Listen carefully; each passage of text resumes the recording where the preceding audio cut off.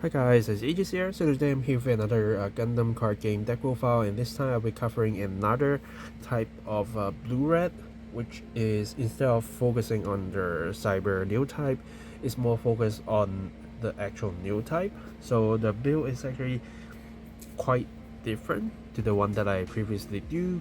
They work different ways, so I think it's a also very interesting deck to share because I just recently met this kind of deck build and it's actually quite fun. So here I am to show you the deck list. Now first, same as the previous build with some of the cards which are the gun tank for extra little ping so that you don't play them early, the resale so that you can hit into the whites blockers easier with a lot of pressure, the Aksha, which is another ping unit that you will be like needed against rested units, and then also the Kristaria for you to do an extra ping, and because it works with both cyber new type and new type, so it's also fitting the deck quite well. And also we have our of course Marita Cruz to pair with this. We have our Amuro, which is a very good card for resting opponent's cards, and then we have our Banshee for the pairing. So far with these ones, and also the Joffrey, which I cut from 4 to 3 because it costs quite a bit and I need some space as well. So far this part is very common in a blue-red, and then depending on what your main goal is, you switch into something else, right? Well, if you are not using Marita, then you probably won't be using this one. But and these ones, if you're not actually paying a lot, then you probably won't be using those as well, but they are still good, right? And starting from here are the cards that I have not been using from my previous deck build, which is how it's changed. First, instead of the drawing Gundam, I'm using the starter one for making overall unit stronger, because you do kind of need that in this build. Instead of like staying not moving a lot, this deck might actually need you to fight quite a bit and challenging something that is a little bit hard to beat while trying to keep yourself alive, or you are probably lacking 1 to 2 attack to actually reach your opponent's fleet.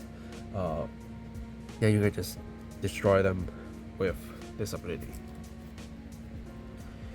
And then the unicorn package with our pilot as well.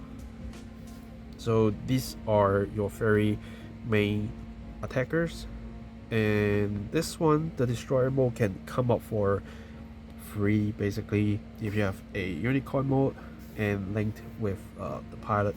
So it can be a 6/5 first to make sure it doesn't die. Okay, just take like 4 damage max and just let it be, so that your destroyer can use the effect to become cost 0 and come out and just popping this, and then you discard a card to grab your pilot back so that you can set it on and attack immediately as a 7/6, right? Which is very important. And this card, when attacks, you can choose one of your opponent's unit and rest it, so you can have dodging some of the blockers, resting the unit so that you can actually ping them with extra damage, and whatever reason you need, like even just resting them so that you can actually attack on them as well. So which makes this card actually quite strong and increasing in value as well as in money. So it is there. And then a command card that haven't been actually using a lot but is important in this build is the Signs of a Revolution. Now, for a few reasons, it is a good choice in this deck. One, because we have Armor Roll to tap units, we have this to tap units, so we are actually facing a lot of chances that we can rest opponent's units instead of just use the red ones to ping 2. Now you actually can ping 2 damage to rested units, which is not hard to achieve, and also because the burst effect of this card allows you to draw one, so you actually get a chance, if it stays in your damage, you get to draw a card, and that can actually save you when you are in a very low hand size, right? And once you do all these pings, then you can use the Battle of Ace to deal extra 3 damage, so that you can probably get rid of most of the stuff or leave them at very low life points, and then use your gun tanks, use the little pings to, no matter it's attack Gundam or ping them to finish them off, or even just use this to finish those off, it's fine. We have enough pings to help you get rid of a lot of stuff. And then to make your life a lot easier, so the base of the fleets, I'm using 2 of the Neo Agama, which is as usual, you will get to add a shield to your hand on deploy, and after that you can rest a opponent unit with 3 HP or lower as rest, because it's HP. So as long as you start pinging them with like Cusatoria or using something to attack those and make them below 3 or lower, and then you can use Neo Agama to be your base, rest them, and then do 2 more damage if you want to, use these to deal extra damage if you want to, or even just tap them down so that you can find something to finish them off, whatever you want, right? And then 2 more white base, so it can get you some little units out if you need. For example, even just the small ones where your opponent don't have a base, they can still hit the shield, right? And like, even if you draw a whole bunch of characters, you can still use the white base to get some units out, and then set your units on, at least they can hit something. So the focus has switched from the reds to the blues, so you can see even like the base with a different purpose right now.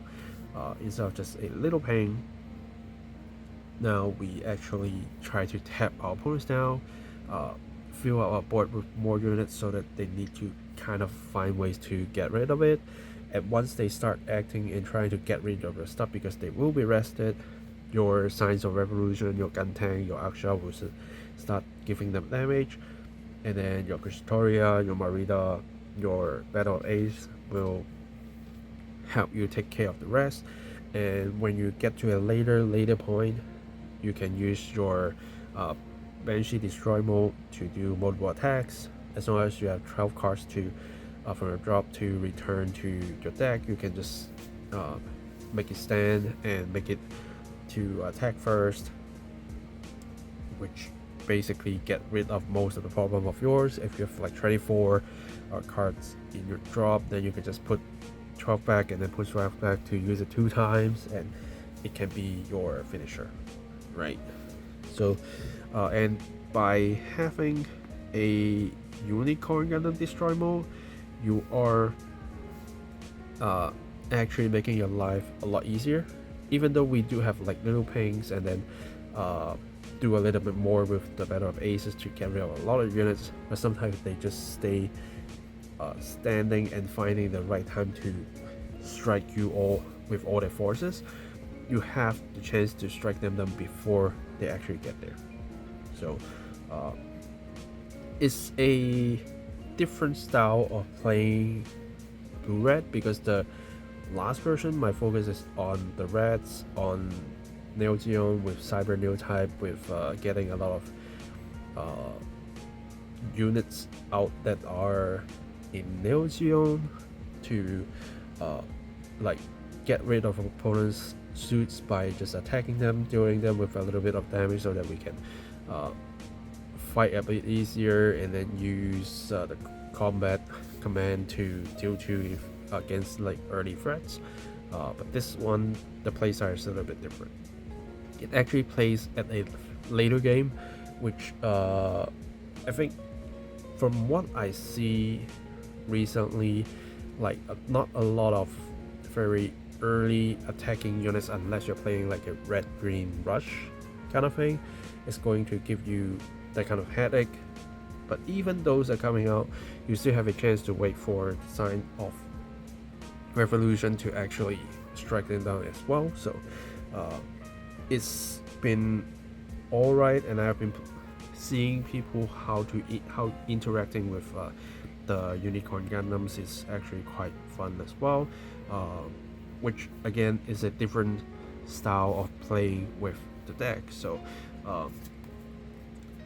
I would say we are not actually comparing these two deck types directly, because they are not with the same style. With the previous one, I even like include like the high maneuver to bypass the blockers, but this one is actually using the rest function to kind of get there, right? So and the thing you need to be very careful is definitely your Unicorn Gundam Unicorn mode.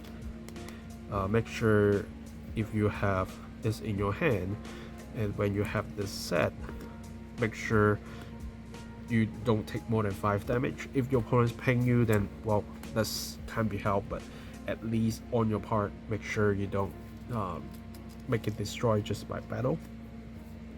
And when you get to your destroy mode, it will give you a lot more benefit. And do be careful, because when you use the Unicorn mode to get your Banaji back to your hand, you need to discard a card. So which is also one reason why we are using Signs of Revolution in case you need the extra draw from the burst.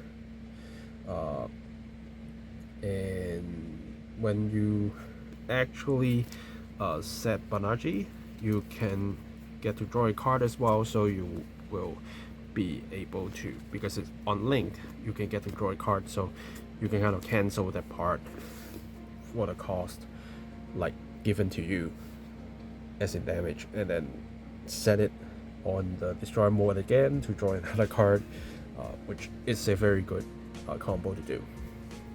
Yeah, so I think that's it. I need to talk about this deck. As usual, I will put the link of the Eggman deck builder, which I've been just using. Again, not sponsored or anything, because I just find it useful. I just use it and just there, and I think it's easier for people to like kind of track on the cards, because I'm using the Japanese cards, but you might be looking for the names in English, right?